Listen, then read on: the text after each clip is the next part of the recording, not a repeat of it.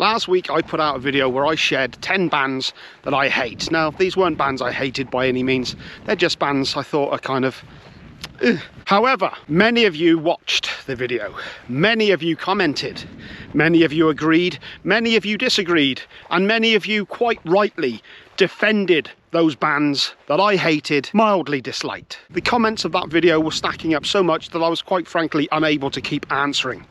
So I've decided to do this video in response, because many of you put your most hated bands in there, and I found that a lot of your hated bands are bands that I actually love. So that's why I'm here for this video, to stand up for these multi-millionaire rock stars, because if I don't do it, who will? In all honesty, this is just a bit of fun. Some people took this way too seriously, but it was popular, so let's do another one. So the first band on my list that I will leap to their defense, Maroon 5. A truly amazing, no, I'm just shitting you here.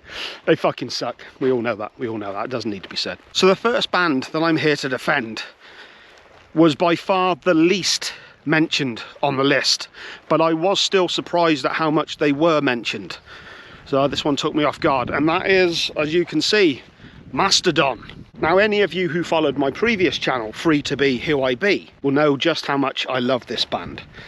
I just think they're incredible. There's a part of me that can understand why people don't like them. They are one of those bands that evolve with every album.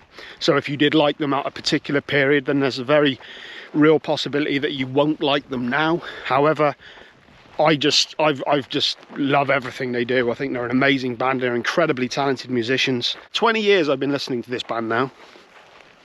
2004, when the Leviathan album came out, I was kind of getting a bit sick of a lot of music at the time. I was going through a bit of a dry spell, so to speak, in terms of inspiration. And when I finally got round to listening to the Leviathan album, after all the hype that's surrounding with it, I was absolutely blown away. What Bill and Brent were doing with the guitar work was just something I hadn't heard before, and it reinvigorated my desire not just for listening to music but playing music as well.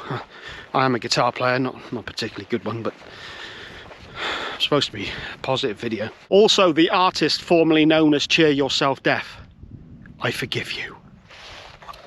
Next band, and this one featured a lot, Korn. Not only did Korn feature a hell of a lot, but there was even one commenter who said no self-respecting metalhead would ever like this band. Now, disliking a band is one thing. Gatekeeping, I got no time for. To just imply that somebody who listens to Korn doesn't know anything about metal, I'm not having that. I just mentioned that I've been listening to Mastodon for 20 years. It's worth pointing out that Korn's debut album literally just turned 30 years. 30 years I've been listening to that album. Crazy. It's very easy to dismiss Korn nowadays because their sound has become so generic, even to themselves, that it's very easy to dismiss. But it's important to remember that at the time they come out, they were truly groundbreaking. I had never heard anything like that band, and that first album is truly heavy as fuck. I know they got the nu metal tag, arguably they invented nu metal, but there's no denying, there's nothing commercial about that album. It's ridiculously heavy. Listen to the song Fake or Daddy. Whew, Jesus Christ, that is a tough listen. So yeah, anyone who says that this stuff isn't heavy, you're just plain wrong. If you don't like it, that's fine. I got no problem with that, but to turn around and say that it's not heavy, that's just ridiculous. I'm not having that. Before I go any further with this video as well, I'd just like to give a shout out to my good friend Hayden's Art on Instagram. He does fantastic drawings and sells them as stickers and etc, etc. And yeah, I've had some of his stuff before. He's just done a fantastic Cliff Burton one, so make sure that you check out his Instagram account, give him a follow and buy something from him if you feel so inclined.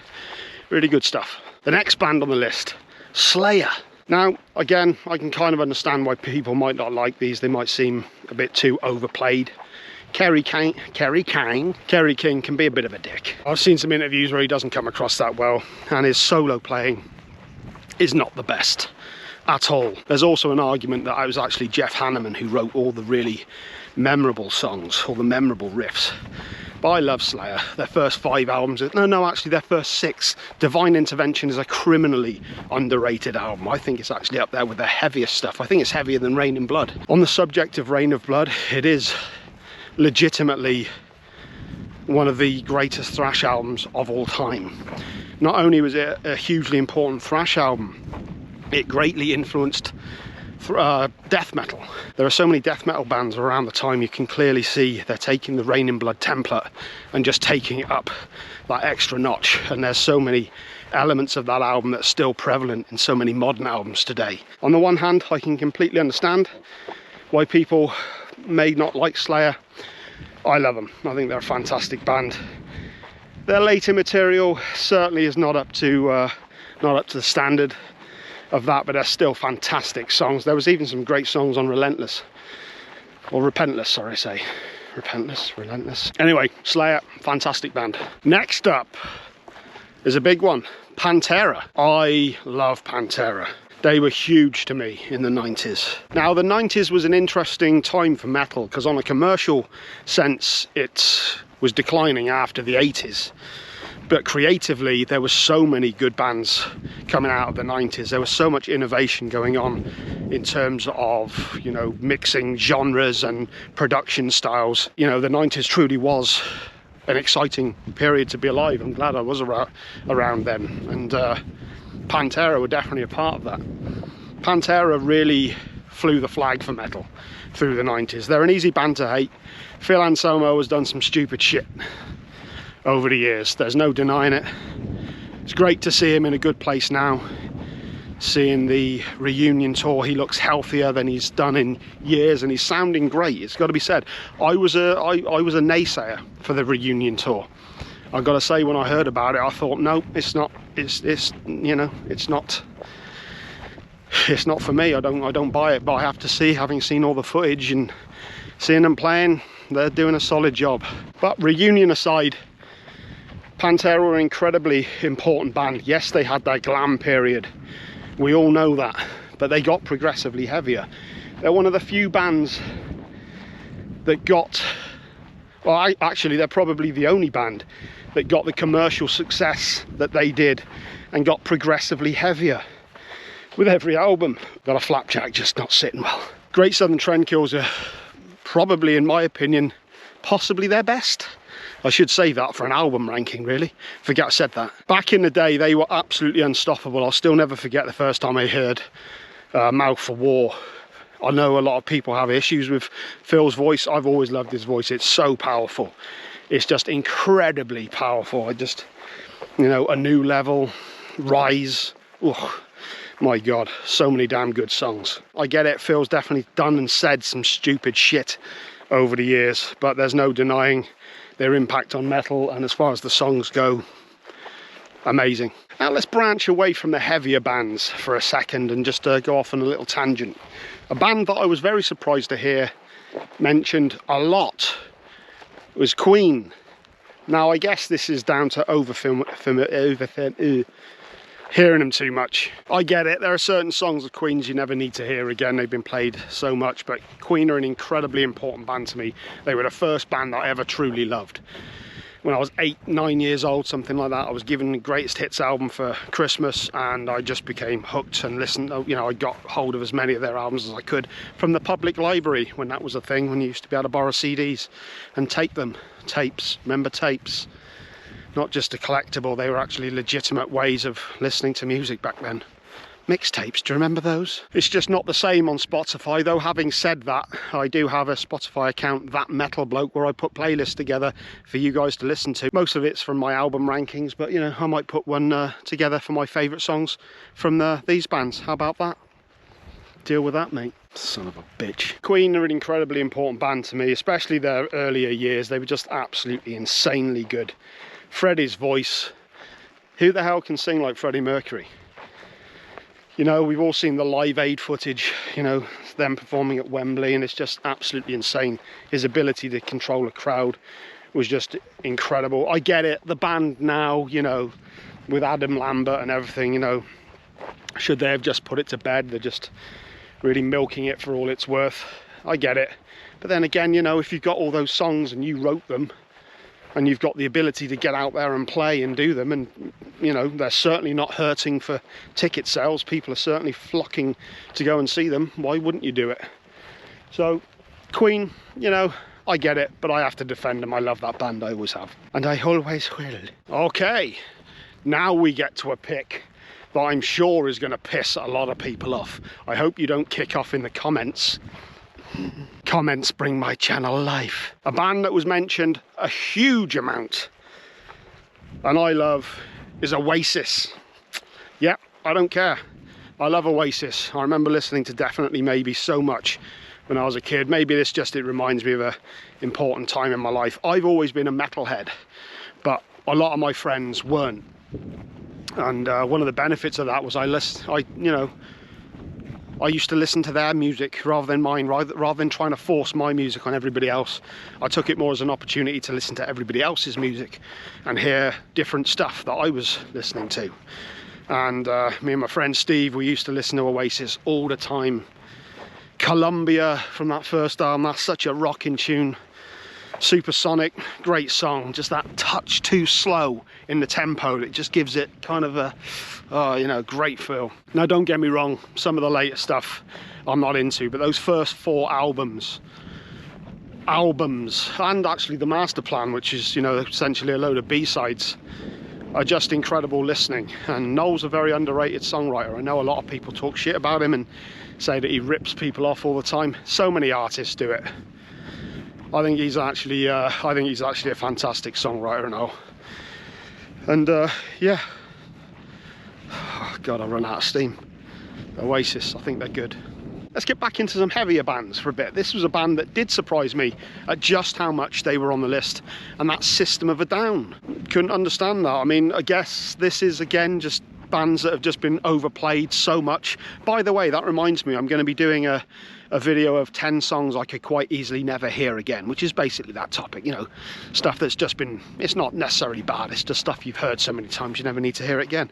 I'm supposed to be defending them. Yeah, System of a Down was mentioned a ton of times, and that really surprised me. I expected to, you know, get it a bit, but it was legitimately on a lot of people's lists, and I've always enjoyed the band. I mean, the first album was fantastic. Toxicity is a stone cold classic. It's essentially a thrash album in many ways. If you listen to a lot of them songs, the energy and the frantic pace, it's essentially a thrash album. It really is.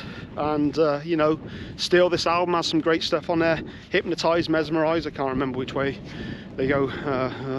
Both those albums are fantastic as well. I did get one commenter saying about politics in the music, and how maybe that can be incredibly off-putting. Maybe there's a touch of hypocrisy, not necessarily with System of a Down, but with artists in general, spouting politics, saying one thing and then living another way. So I don't know, obviously System of a Down are a very politically charged band, so perhaps that's part of it as well. But I love System of a Down, and I still get a lot of joy listening to those 5 albums. So there you go, put you in your place. Next band that I was surprised to hear mentioned as much is Faith No More, and I love Faith No More.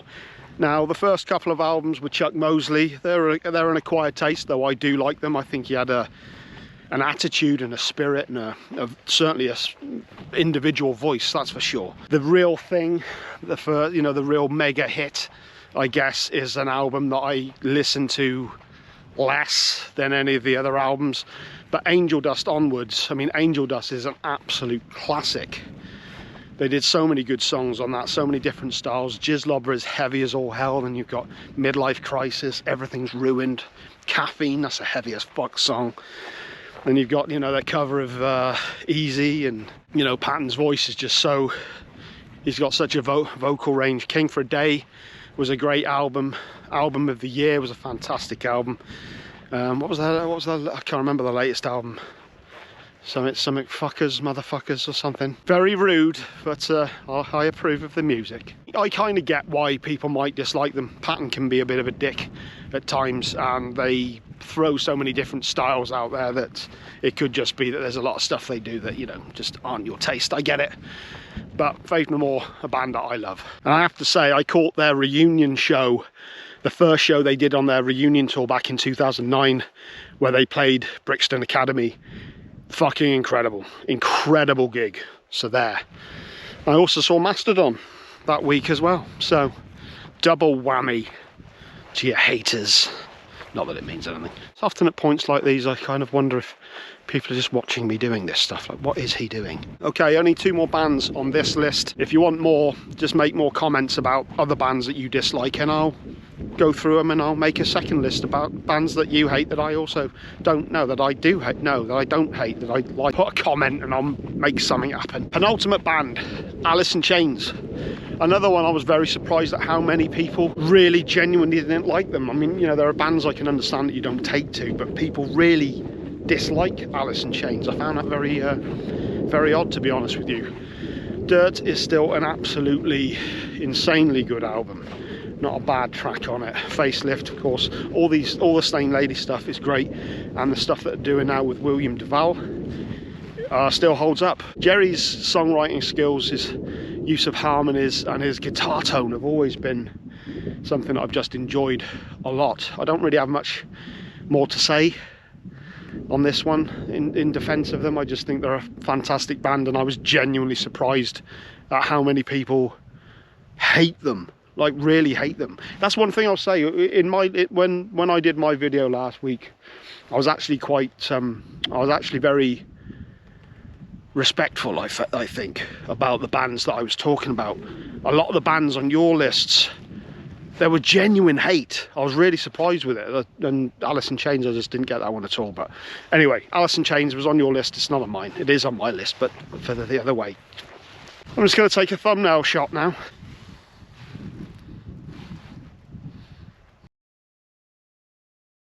And my final band, and this one is going to piss off a lot of you, because this by far was the most mentioned band on all of your lists, and that's U2. Now don't get me wrong, I'm not a huge fan of anything they've done post-pop. That album is actually very, very underrated. That's a great album, but everything up to that point I thought was amazing.